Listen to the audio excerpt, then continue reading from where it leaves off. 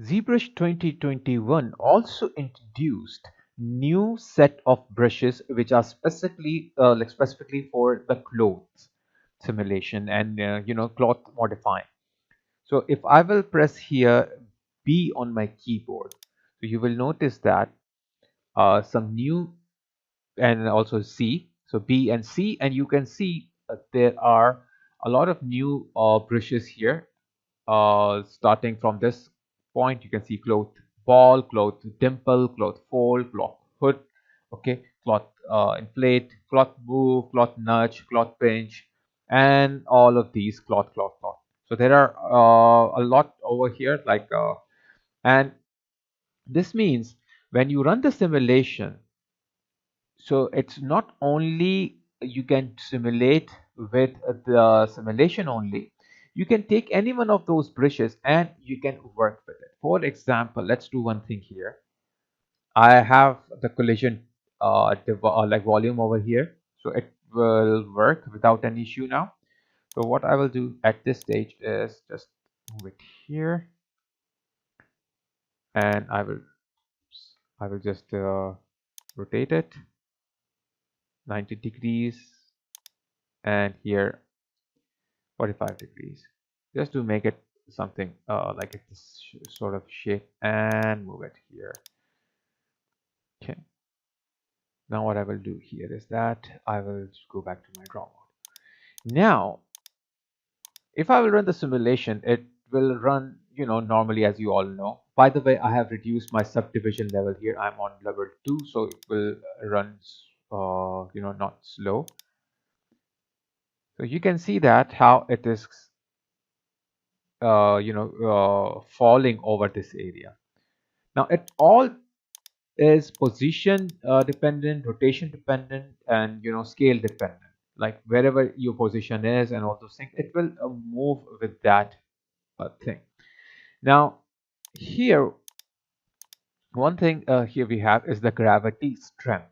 Right now gravity strength is 10. If I will reduce it to something like 5, so it will fall little slowly, just like it's a tissue paper or something like that. So because uh, gravity doesn't pull tissue paper more faster or more harsher or more harder, as you can say. So the result will be a little different.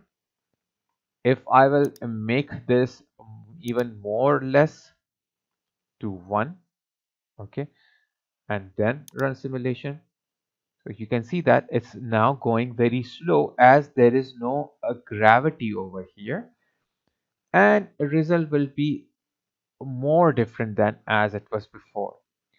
Now when you increase or decrease the gravity, the speed of the gravity changes, and the result changes.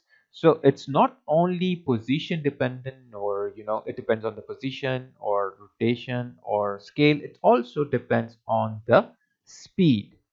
Okay, slower speed will produce slower result, faster speed will produce faster result. So now without uh, increased gravity, you can see how the result is, and we have thicker sort of folds over here, if you will see.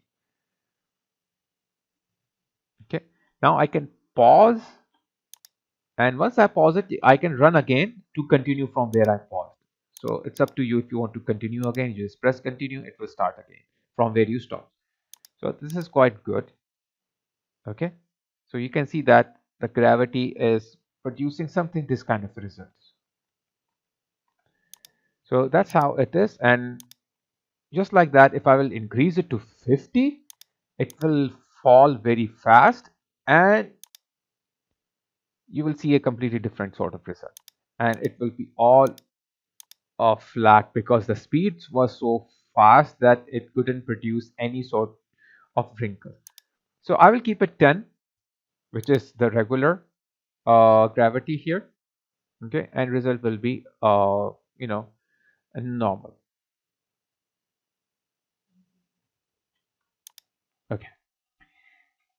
Now, other thing, before moving to the brushes, there is a floor collision over here.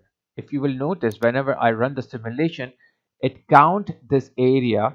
If you will see, there is a floor. So if I turn on the floor, so you will see that it is taking this floor into consideration. Now, if I will undo this, okay, and here you have floor collision. If I will turn this off and then try to run the simulation, so it is ignoring that and result will be different. So if I will go back, turn this off. Next time if I turn on the floor, you can see that it went down. That means if I will start the floor collision now and restart the simulation, so this part will count as a cloth. Now I can stop and I can have a nice looking this sort of a result. So you can produce surreal sort of things out of this. Maybe if I will smooth this up, add more subdivision, so it will create something as this. But it's up to you totally what you want to create. But the main thing where I want to take you right now is to brushes, and I will turn off my floor collision just to uh, kind of ignore that floor underneath. Now we have all these brushes, so if I press B and C, I will get all of them. Now the most commonly used is the cloth hook. Okay, so the shortcut is BCK. This brush actually pulls the cloth in a different direction. Okay, so now if you will see, I have collision volume, everything set up, so the brush will work. Otherwise, if you don't have the collision volume, or you don't have like a kind of a nice like settings here, the actual settings, it will not work. So if I will uncheck the collision volume and try to move it, so you can see that it's not giving me any nice result. But if I will turn on my collision volume here, okay, and try to pull this, okay, and keep on pulling this downward, so you can see that it is counting this thing as a let's say collider down here. And if I will move it, okay, let me undo that, because what I did was I unchecked it, so it is still in that position. Okay, now let's go here. Now let's start doing. So now if I will try to pull this, so you can see that it is trying to pull my cloth through this hole over here. Okay, and as I'm trying to do that, it is producing different kind of wrinkles over here, and you can see how is the result. Okay, and if I undo this, let's do one thing here. This is, as I said, speed dependent. So if I will move slowly, so result will be little slower. Okay, like little fine. Now let me do one thing here. Slowly I will move at this stage. Just notice how is the result, and fast, just see how is the result. So it is also it also depends on your uh, kind of a what you call speed of your movement. So you can move, wiggle around, move it back and forth. Okay, just like this, and you will automatically get this corner. And obviously your subdivision level will also count here. So with the cloth hook, I can produce this kind of an effect. Now if I will press Alt on my keyboard, so obviously I will have an inverse result, but it's not doing anything. That means here Alt have nothing to do. So those brushes that have, you will get the result. Otherwise you will not get the result. So this is what the Alt brush do. Now let's do one thing here. Let's run the simulation here, and I will stop it. Now I will press Control on my keyboard, mask this area, this part here, mask this part here, mask this part here. Now if I will run the simulation, so just notice the areas that I masked, basically they are pinned, they will not move, but unmasked area will move. Okay, so that's one thing that you can do over here. So that was the cloth hook brush. Okay, so any part can be masked to make it pin, so that's up to you. Now, I have a cloth ball, so the shortcut is B, C, and then O. So cloth ball is just like creates a rolling ball effect underneath here, just like there is a rolling ball underneath. So if I will move here, okay, and move to the side just like this, you can see that it looks like there was a ball and it was moving. As I will move it harsher or slower, it will produce a height, and that height will give this kind of a wrinkle, just like so there is something underneath. Okay, if I will press Alt on my keyboard, I will do opposite. The ball is on this one, like it will give me a like a push, and without Alt, it's like a pull. So this sort of a like result here it will give me, and see nicely slowly. If I go here, you will get the result. If I do fast, so I will get some insane sort of result here. Now, then we have cloth fold B, C, and F. Now, it folds and twists the cloth. Okay, and here the size of the brush also matters for all the brushes. Right now, I have this size, so if I will move, you can see that it is folding while twisting my like cloth over here. Now, if I will go and reduce the size of my brush and then do the folding, so you can see the result is very minor, not even it's visible. Okay, so it's all depend on your piece of your size of the brush. Now if I'm doing in this, you can see that how's the result. So wherever you're drawing, that part will get uh, folded, and it's all depend on your size of the brush. If I will make it bigger, it will fold it more. So bigger the size, more fold it will give you. So it basically folds across that area. If I press Alt on my keyboard, it will do the same thing, but it will change, I think, the direction of your fold. So that's what it is doing. So that's the cloth fold. Now I have a very interesting one here, which I really like, and that is basically cloth dimple. But for the cloth dimple, what I will do here is that let me rotate this in this direction, my brush or my cloth. But before doing that, let me pin these all, move that here, and I will run the simulation. If I will run the simulation, you can see that it is going downwards. Okay, let me pin that, and now it is running because the area is pinned. Undo that. Now if there is an option here, set direction. So if I will move this in this direction and click on the set direction, so now this time if I will run simulation, it will move in this, and then I will stop, and when I move I will have this sort of a effect here. Now I will go back here, set that direction again. So now next time if I will run simulation, it will be that direction. Okay, so this is how you can set the direction. Now the reason I did this so that you can understand that there is, like, you can learn that there is an option called set direction. And also I wanted to demonstrate the dimple brush BCM, because it will work more on this sort of a option. Now BCM, if you will see, there is a dimple between. So if I will go somewhere here, it will produce a dimple effect here.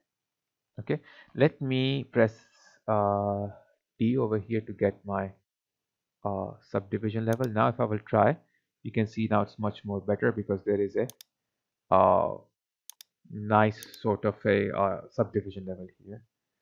Or shift D, let's see, No, it will not produce this one. Shift D again, because I don't want my computer to go slow. So yeah, this is fine. And now you can see the speed. Okay, as I am making this, if I go faster, so the result will be a little different. If I go slower, and result will be a little different. Okay, now I have here drag option. Now instead of drag, you can choose dots. So it will still make a dimple, but it will make a dimple just like this. Okay, so you can choose anything you want. You can also do spray. So it will spray the dimples across. But it works best with the drag. So work with the drag. And you can see as I'm moving around here and there, you can see how the dimple is being creating. So just move your mouse, drag your mouse up or down, left or right to get this sort of result. Now, a very nice result, but you will see that there is a hard edge over here. Okay. Now, this is basically fade border. My fade border right now is 6. So what I can do here is that I can undo this and increase this to maybe, let's say for instance, 25. Oh, that's too much. 15. Okay, now if I will make that dimple again, you will see that the border is now much more smoother. Okay, so if I will just move it back and forth, you can move while you're moving, you can move back and forth, up or down, left or right to change your result. Okay, it's getting softer. I think maybe I will increase it completely and then try. So you can see even more. I think this looks very good. Okay, now you can see a very nice result over here. And notice that what it did, it just pitched it and moved it inside, just like in real world, how you will get the result. Okay, so a nice way of doing this. Now notice I'm on the brushed option. Brushed, what it will do, it will take the size of my brush. Just let me make it 6 back, the fade border. And just notice while I'm doing this, okay, what it is doing is that it's taking the size of my brush and creating this effect based on the size of my brush. If I will turn on brushed, what it will do, it will not count my size of the brush. It will take the effect and apply on the whole area without the brush volume. So you can see that it's making this and it's affecting here, it's affecting here, it's affecting here. Whereas if on brushed is on, so it will only affect the area which is coming inside, which is covering my which my brush size is covering. Okay, so it will be the whatever area my brush size is covering, it will apply on it. Okay, so if I will do that, now you can see that here. Now that is one more reason you always get this border, and to solve that you have the fade border option, or after that you can smooth it up. So totally up to you which process you want to do, but you got the idea here. So there are a couple of more brushes. You can check that, like you have BCN, because I don't want to go on all of them. Just check on your own. You can have some very nice results with that. Okay, so BCM will create something like this. Like it will, it's a cloth inflate. It just inflates the cloth. It's like topset. It adds the air. Okay, inside, and then you have a nudge, which is BCU. Okay, nudging is just like it's nudges. It kind of nudges your cloth, just like any cloth piece which is hardly like it is on the floor and you are pressing hard on it and try to push it on a hard surface with a lot of pressure. So that is nudge. Like you're doing that. So it's just imagine my palm is on my cloth and my cloth is on a very hard surface and I'm with a lot of pressure I'm trying to push it. This kind of effect you will have. Okay, and with the alt key, I think it will not produce any sort of a result here. It will work same. Okay, so try all these brushes and check them all. The specific one which I want to show you here is called the cloth pinch trails. Okay, basically like there is a cloth pinch which is BCG. Okay, this is the cloth pinch. Now cloth pinch is known as the dam standard brush of the clothes. Okay, it's something like makes a pinch between, and between that pinch it creates the uh, you know a kind of wrinkles around. Okay, if the brush size is bigger or smaller, it depends on that. So basically it's like a dam standard brush of clothes. So you can see how the result is. Let me increase this to 25 completely, and let's see the result much more better if I apply this. So you can see that. Now other one is cloth pinch trails, BCS. Now what it do is that, let me go back to 6. It creates a trails on of pinches. Just notice that on the screen what I'm doing is, oh, so wait, let me make this precise smaller and try it again. So you can see that it's kind of creating a trail of what I'm producing here. Okay, and that trail is making this sort of a wrinkle, hard wrinkle over here on the brushes. Now the trails over here can be modified. So how you can modify the trails? You can just go to the brushes. Okay, then modifiers, and you have here the trails. So right now it is producing 10 trails. Maybe I want less, maybe I will want 2 trails, for example. So if I will draw, so you can see it will produce only 2 trails, and it will work exactly like the one we were using before, cloth pinch only. But if I will go back here, okay, and increase my trails here, okay, suppose now 50, and then if I try, so it is producing more and more wrinkles here, and it's getting insane because it's a lot. Okay, so I will keep this one to as it was before, 10.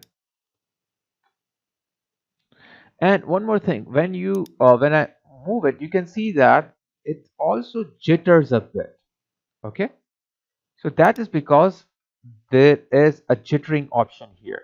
So if I will go to stroke option, okay, and in the stroke option you will see I have here all these setting, and there is a stroke jitter. Right now stroke jitter is 0. So if I will increase the stroke jitter here, so it will work with the stroke jitter as well. It will spread everywhere. Right now it is going straight without any jittering. So sorry about that. What I said earlier, I said it is jittering, but it's not jittering at all. It is going straight all the way here. So it's not jittering at all. And then if I will go back here, and if I apply some sort of a jitter like 5, or 5 is I think the maximum, maybe zero point 0.1 or zero point 0.5. So it will spread that trail all over the place. So if I will go down, so you can see that, notice some are here, some are there, some are here, some are there. So you can work with a jitter as well here. But let me move it back. Okay. So that's what it is. Now, as I told you, check all of them. Okay. And there is one more thing. The brush actually works like, suppose if I will take my cloth hook brush here, okay, and change the size of it, this pedal. So you will see that it is just kind of working in this way, okay, normally. But what if I come here and turn on inflate? So what it will do, the brush itself will also inflate my uh piece of cloth, and it will work on it like the way it usually works. Okay, now if I will deflate it, so it will deflate it my black cloth piece, and also it will work on it. So 2 in 1. I can turn all of them at once or one by one. It's up to you. Expand, it will expand my cloth. You can see that it's expanding. And if I will contract, it will start contracting. Okay, so you can see that it is contracting from either side if you do. Now, one cool thing over here is that if you will take any other tool, like suppose uh, standard brush tool. Now that standard brush tool I can convert into a cloth simulation brush. How? Just notice that if I will work right now on it, it's just like normally that it works. But if I will go to the brush, okay, and then if I will come over here to the option here, let me find where it is. Elasticity. Inside the elasticity, I have here simulation iterations, which is 0. If I will change it to 100, and then if I will try to use the standard brush tool on it, so it will work on it as well. It will start giving me a simulation of that thing. Wait, let me do one thing. Let hide contract, increase the size just to see the effect. So if I'm working on this one, you will notice that there is this, like, a kind of a wrinkles appearing here. So the wrinkles will be appearing there. And if I will use with the move bush tool, PMV, normally it will work like this if I want to move something.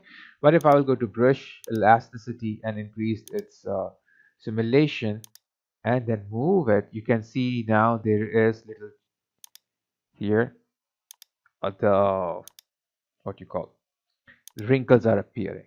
Okay, so same thing it goes with the uh, standard brush tool. If you will do, you know just like that here, either with the alt or without the alt, and you will notice that there are wrinkles appearing. Okay, so let me check what is the elasticity. Yeah, it's fine. But I'll close this, or like I will turn off these from here. Otherwise, it will affect all my work. But next time when you load it, it goes back to normal, so you don't have to worry. Whereas I will be working continue, so I will turn it off. So I hope guys you have understood about the cloth brushes over here, and I hope you have found them like pretty interesting.